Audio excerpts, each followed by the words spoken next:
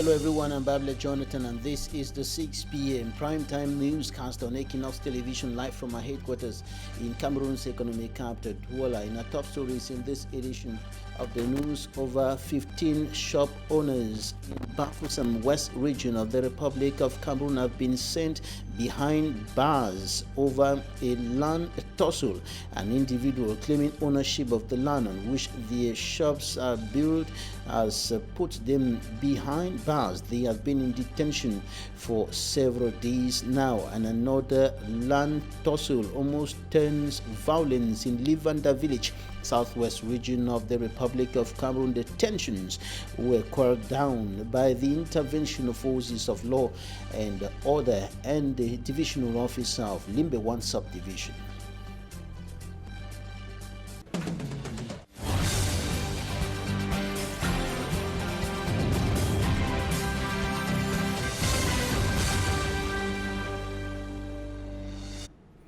Thanks a bunch for joining us on this edition of the 6 p.m.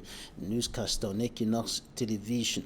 We begin with news concerning some media practitioners who were arrested yesterday during the anti-government protests in the Yaoundé, Douala, Chang and other parts of the country, and some of the journalists who were arrested yesterday are still in detention.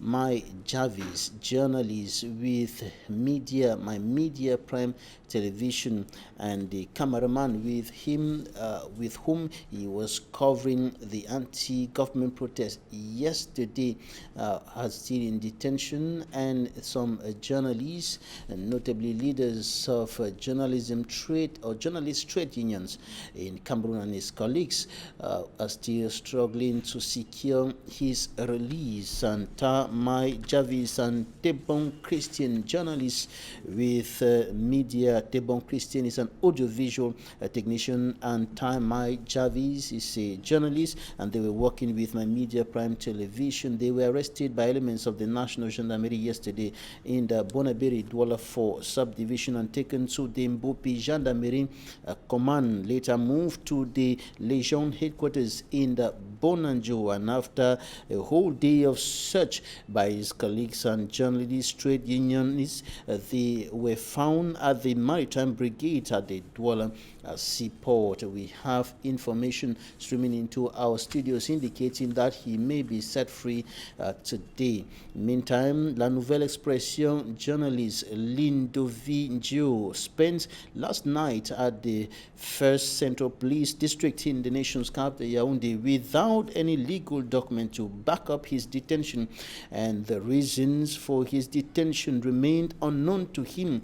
And this is information from his lawyer, Barrister Sim Emmanuel, and who indicates that the journalist of La Nouvelle Expression newspaper has been finally released. Over 4 journalists were arrested yesterday, including ETV's Rodrigue Ngassi, who was released yesterday. Rodrigue Ngassi was arrested while he was covering the anti-government protests, and he was molested by forces of law and order, his clothes torn, and he was later released yesterday thanks to the energetic intervention of the Director General of Équinoxe Television, Severin Chunke, and the Center East and South Regional Bureau Chief Guy Zogo.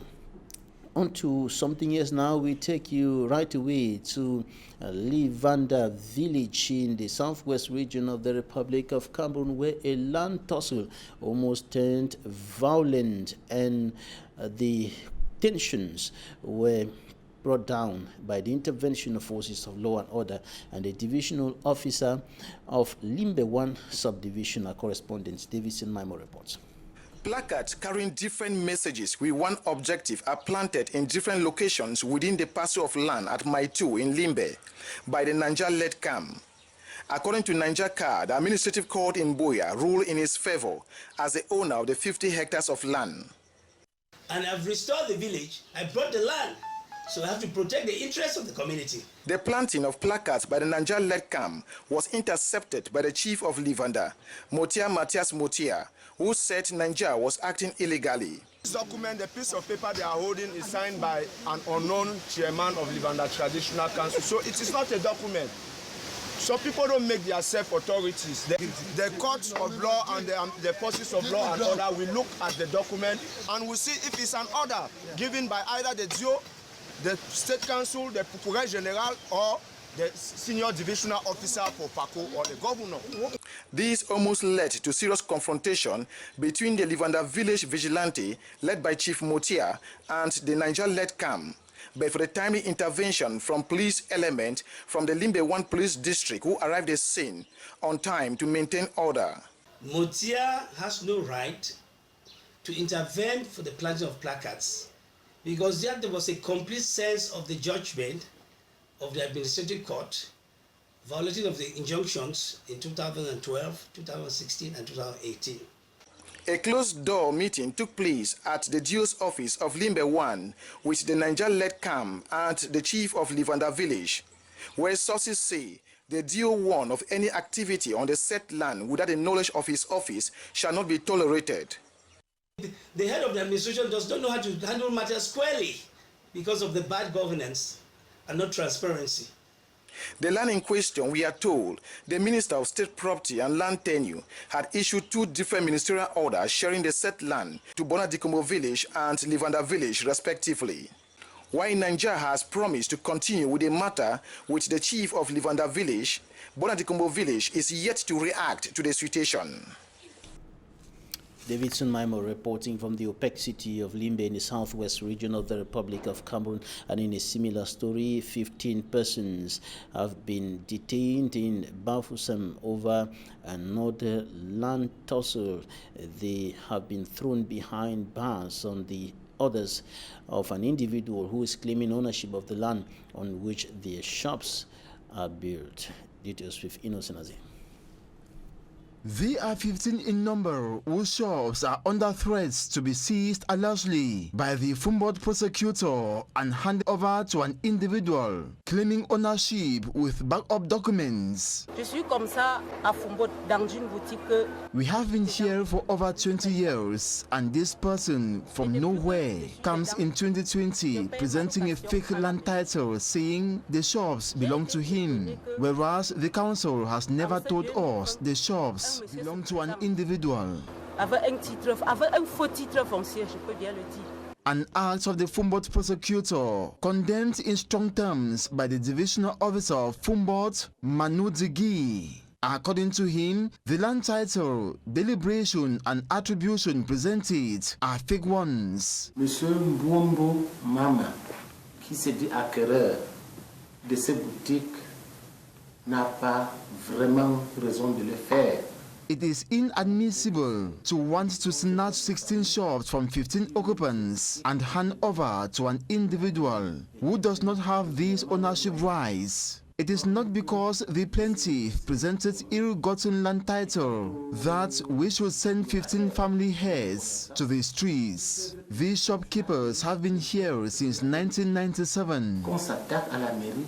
La mairie va se défendre. Équinoxe team and others contacted the said individual on phone, but were told they dialed a wrong number. After thorough verification, the number was actually his. Meantime, the divisional officer said he had told the prosecutor to leave the shopkeepers alone. Certaines personnes qui sont encore poursuivies, moi je sais qu'à mon niveau l'affaire est déjà classée.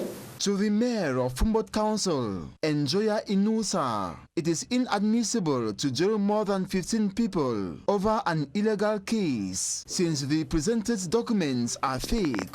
Nous-mêmes, nous sommes dépassés par la justice camerounaise et par l'autorité du tutelle. These documents seem to be signed in the neighborhood. Nous n'avons trouvé nulle part dans le délibération de la commune. Meantime, the shopkeepers have condemned their arrest and detention in Bafoussam. They question competence of the Fumbold jurisdiction. Je suis là avec mes confrères. Je suis en cellule depuis 3 jours. Mes enfants sont à la maison seuls. According to the Fumbot's divisional officer, Mbuo Mama did not resonate to file a complaint against the 15 occupants of the communal shops in the Fumbot subdivision. From Bafoussam to Ezeka in the Nyong and Kele Division, Central Region of the Republic of Cameroon, where inhabitants of some 8 villages within the subdivision are lamenting over difficulties they are facing in movement and the transportation of goods within the villages, and this is because of the problem of bad roads, and they are complaining. Some of them told Équinoxe Television that the money meant for the construction of a major bridge that was supposed to enhance the movement of persons and goods within the 8 villages has been embezzled. Details in this report by Fomi Armstrong Sander. Situated 10 kilometers away from Ezeka, Limoliho and 7 other villages risk being completely cut off from the rest of Ezeka subdivision. The lone bridge that linked these villages to Ezeka through Limoliho village collapsed and has not been reconstructed several months after, according to villagers. 7 months after the landslide, we wrote to the outgoing and incoming mayors of Ezeka and even further to the senior divisional officer, but nothing was done immediately. The villagers suspect the money meant for the project has been embezzled. Money was later made available for the construction of this bridge, but nothing has been done. To say things clear, the money has been swindled. Today, they tell us that the estimate was wrongly done. Where then is the delegate for public works who did the estimate?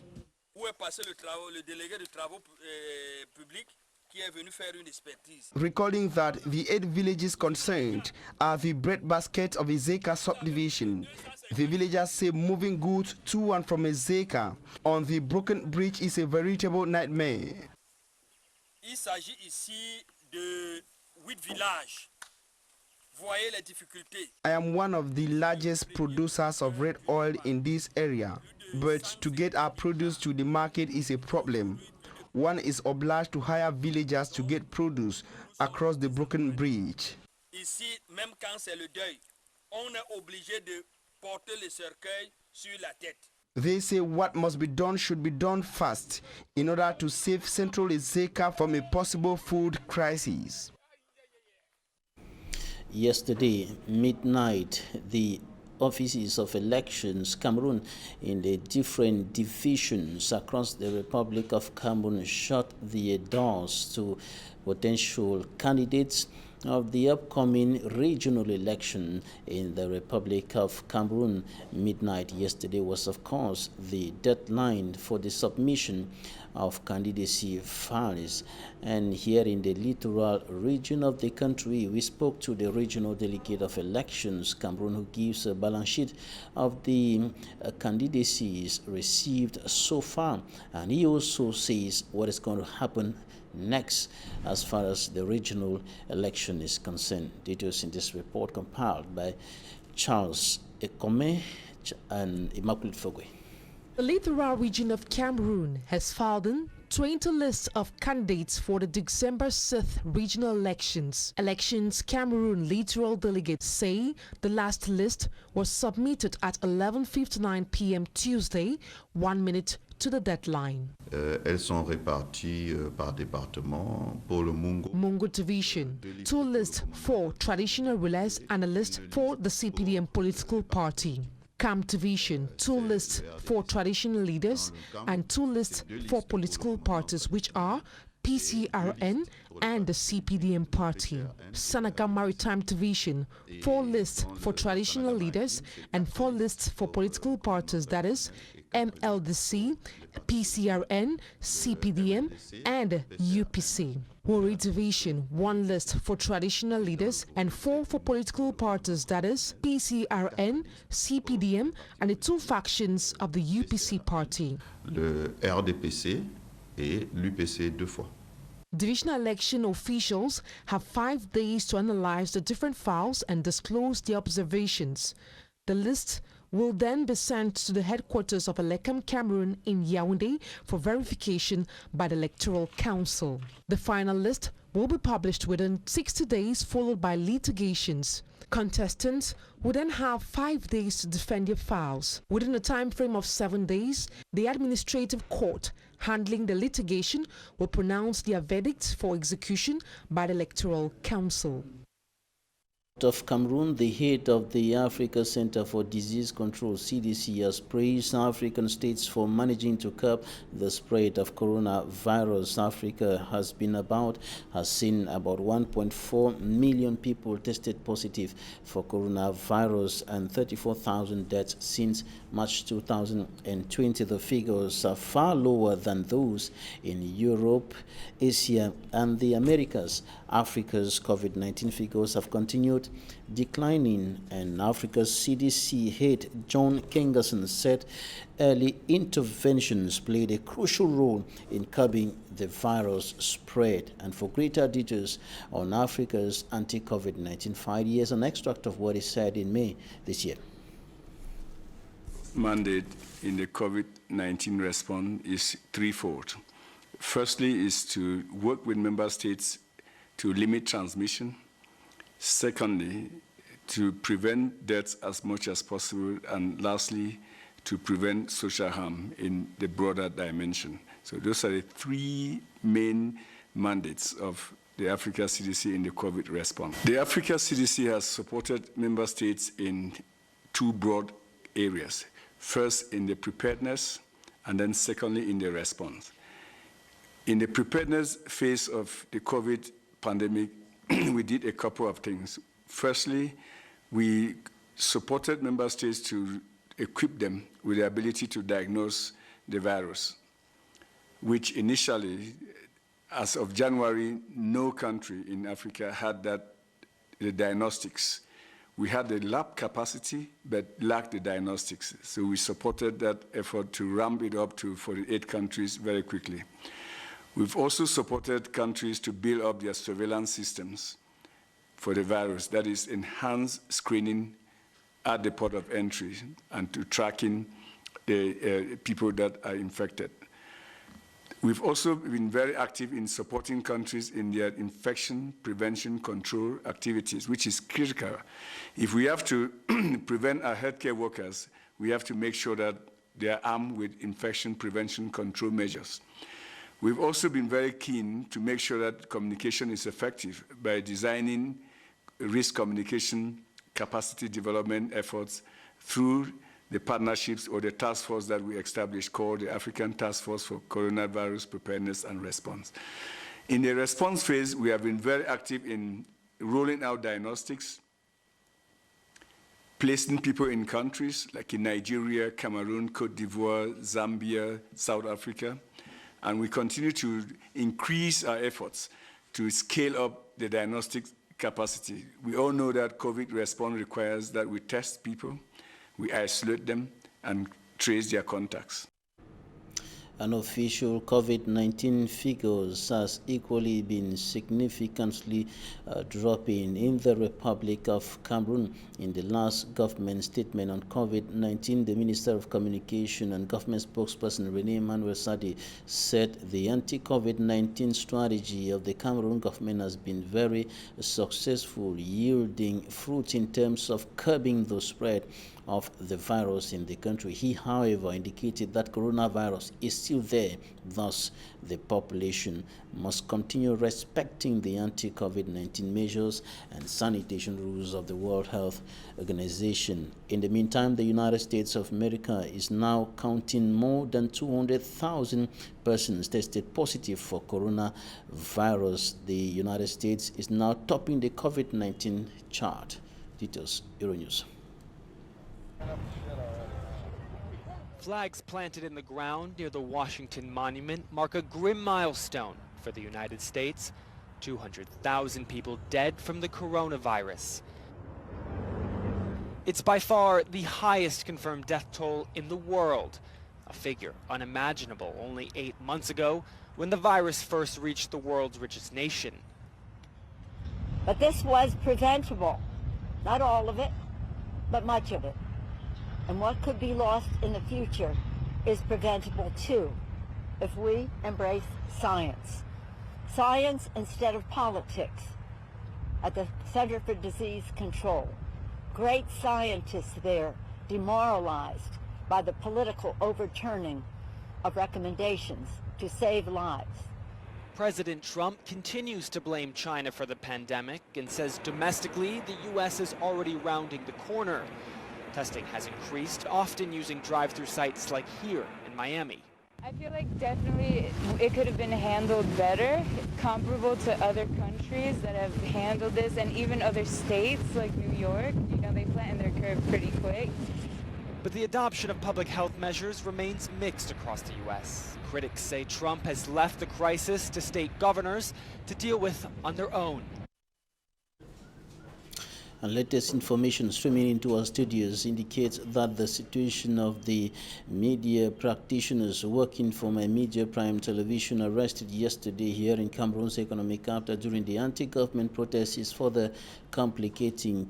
Mai Jarvis, journalist, and Tebong Christian, audiovisual technician, were arrested yesterday by elements of the National Gendarmerie in Bonaberi Douala 4 subdivision, and they were covering the anti-government protests orchestrated by some opposition politicians, including Professor Maurice Kamto and his CRM political party, and they were arrested and transferred to the Mbopi Gendarmerie Command and later moved to the Legion headquarters in the Bonanjo. And after a whole day of search by his colleagues and journalist trade unionists, they were found at the Maritime Brigade of the National Gendarmerie at the Douala Seaport. And it should be noted that Mai Jarvis is one of the daring English-speaking journalists who have been extensively covering the crisis in the northwest and southwest regions of the Republic of Cameroon. Talking Point is up next.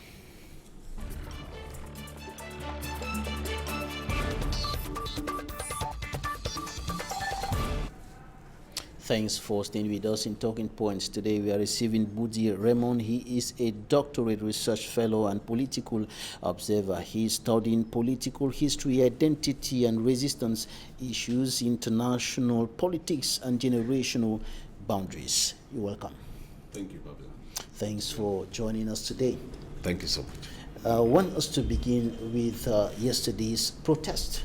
The anti-government protest which took place in some towns across the Republic of Cameroon yesterday, and as I was indicating some few seconds ago, some of the journalists arrested yesterday are still being detained. Mai Jarvis and Tebong Christian of the My Media Prime Television, arrested here in Douala yesterday, are still being detained, and latest information streaming into our studios indicates that their situation is further complicating. Thank you so much, Babila. It's good to be on TV this evening. We all observed what happened yesterday, the anti-government protest. Of course, this is what happens when people have lost confidence in the electoral system. This is what happens when unconventional politics is becoming popular. This is what happens when youths are cynical of the political system. They go on the streets, as we saw yesterday. As much as the protest fell below expectations, we think that it sends a strong message that generally we have work to do on our electoral system, so that to restitute people's failing hopes in that system, because it's a system by many people that has favored one-party dominance in a multi-party system. It's a system that has favored individuals in a system where many people are competing, and so people tend to lose hopes. Of course, teachers will tell you that there is nothing wrong with a student passing all the examinations in a class. But there is a problem when other students suspect that that student is passing, not out of fairness, not out of equity. Definitely, this is a kind of a thing we see in the electoral system. People are suspicious of the system, saying that definitely is favoring somebody, is favoring some people. And because of that, you see them treat protest. It's not only street protests, of course, it has started manifesting in different ways. You would realize that voter apathy is on the rise in our country. Youths are disinterested in voting or participating in politics generally. Street protest is just one of the manifestations of people's disinterest or people's lack of confidence in the electoral system. And that is why we find things like what we had yesterday. Yeah, before we go further to talk about the electoral system, you said that unconventional politics is becoming popular. Yes. What do you mean by unconventional politics? Politics other than through the ballot. Politics that goes other than through political parties that are recognized. Politics that people want to manifest through street protest. We have seen that not only in Cameroon. It has been popular in Africa. It has been popular in many countries, even in Asia and Europe. Even in the US, in bigger democracies, you would see that the moment people are suspicious or cynical of the electoral system, street protests are inevitable. And what happened yesterday is just calling us to go back and restitute people's failing confidence in this system. In your point of view, what is bad in the electoral system? Because the government is saying the electoral system is good. Elections Cameroon is an independent institution and it's playing its role independently. And the administration and the CPDM, of course, the ruling party, think that everything is well organized within the ambits of the law. So what is bad in the electoral system that is provoking suspicion and this street protest? Thank you so much. What is bad in the electoral system? Of course, we must admit that the electoral code that we have now is the best we have ever had since independence, because it's an improvement of the previous ones. Of course, but people are clamoring that we have not yet reached there. That is why you hear people continuing to propose a single ballot in elections. You hear people continuing to say there should be 2-round elections. You hear people continuing to call for further improvement to make the ground even more enabling. You hear people continuing to say the ELECAM, the election management body, is not completely independent and are suspicious of even those manning that body. And when this is happening, you begin to find street protest becoming popular. Of course, in some places it has even gone violent. We should be very thankful that in our case, it has not gone violent. So even though there was some violence, some degree of violence in some places. Violence in some places where repression came into play with forces of law and order, using tear gas to disperse the protesters and even torturing some journalists. That's right. That's right. But maybe on the flip side, it would have been historical. It was going to be, by my expectation, a history-making event to see a political party leader take over or oust a sitting president, not through the ballot, but through street protest. Why do I say so? This is because elsewhere where street protests have removed sitting leaders, it is hardly ever a political party that leads those protests. It is usually the people. If you don't see it in Egypt, you would find it in Libya. If you don't find it there, you go to Syria, you would find it there. Or in Tunisia, in Algeria, all those North African countries, and even elsewhere. In Mali. In Mali, the same thing. You see that in Zimbabwe, what happened with Mugabe was the people. No political party was leading. And the military. Yes, the people and the military. So what we are saying is it was going to be news in Cameroon to see a political party leader take over not through the ballot, but through street protest or organizing street protest. Of course, we are, the analysis and the questions around what happened continues to animate social media platforms and many other forums. But the truth is that it happened the way it did, and we are here to leave it. And the government qualified that move as inciting violence provoking an insurrection? Of course.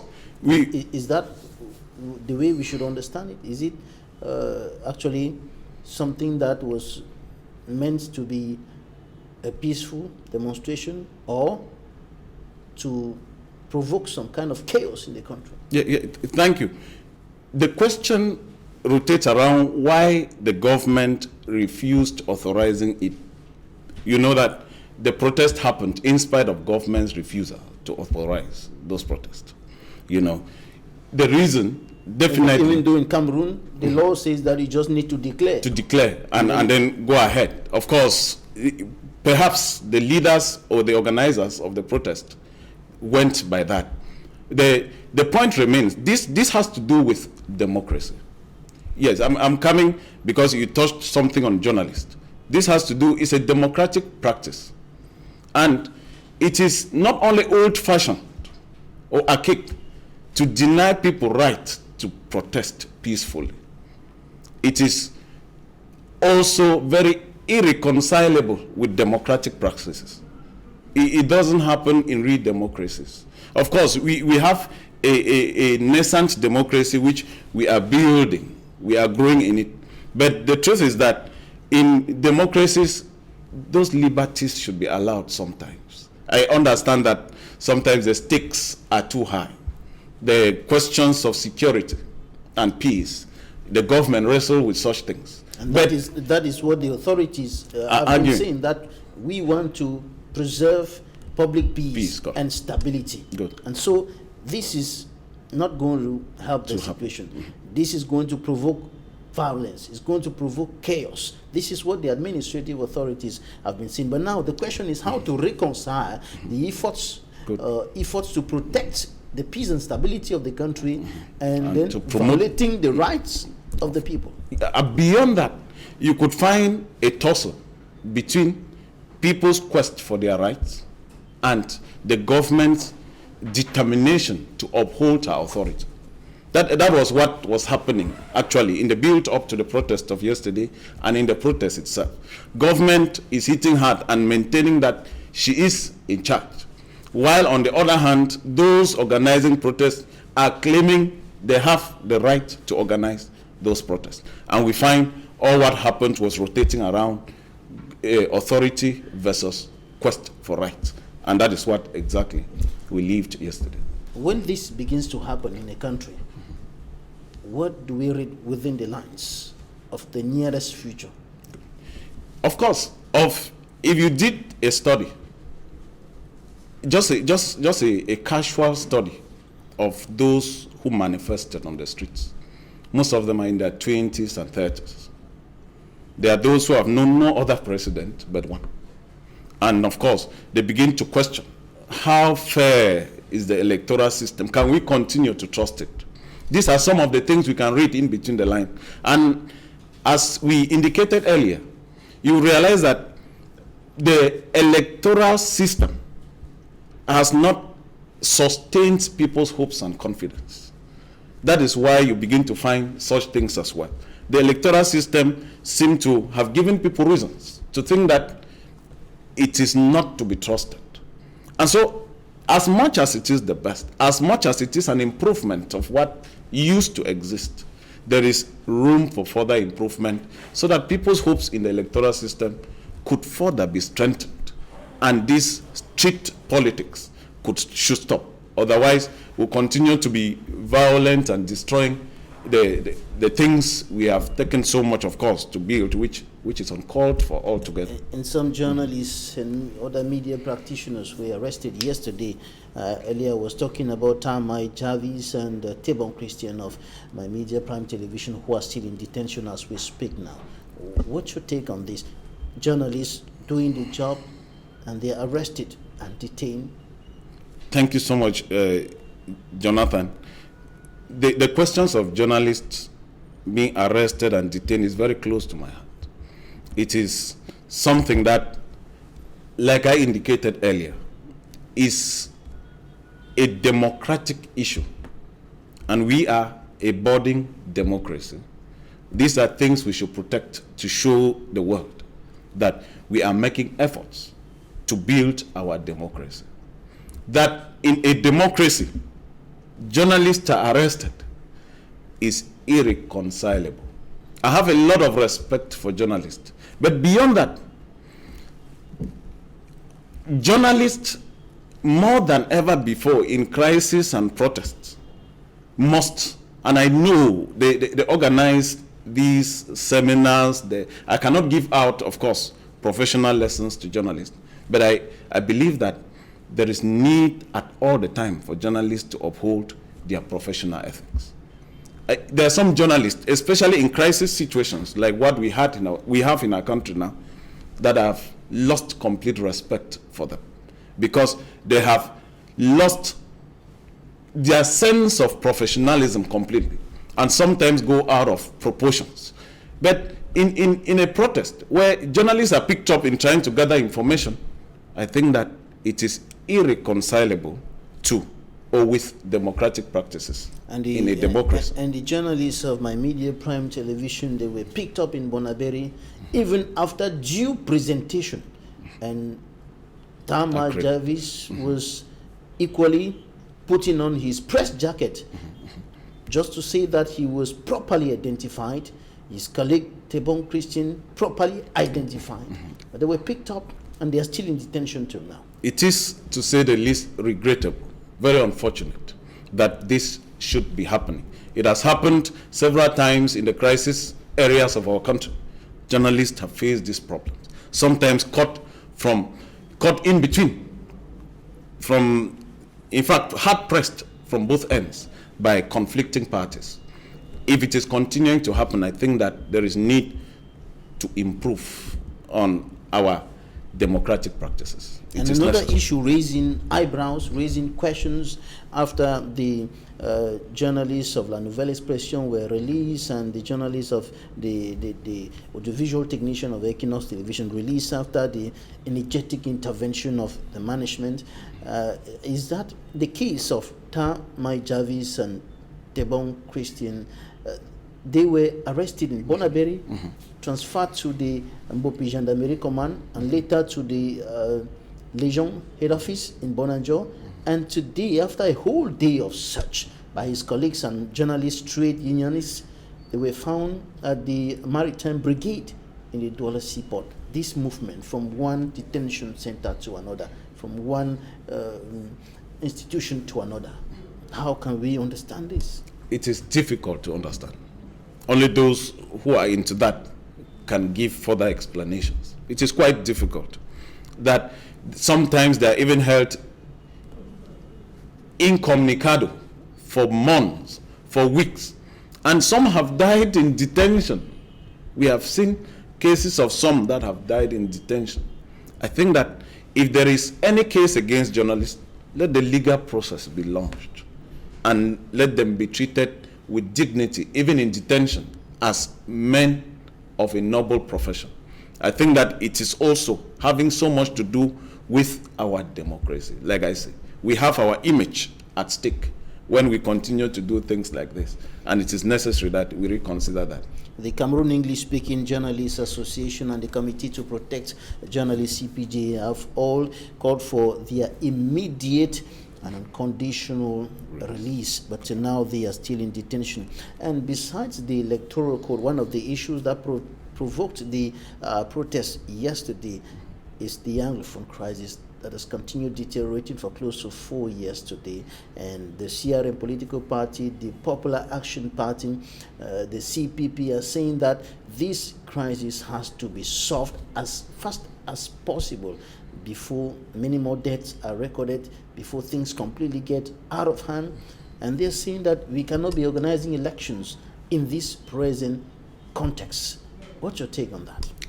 That is right. The crisis has gone on for 4 years or so, and it's still going on, unfortunately.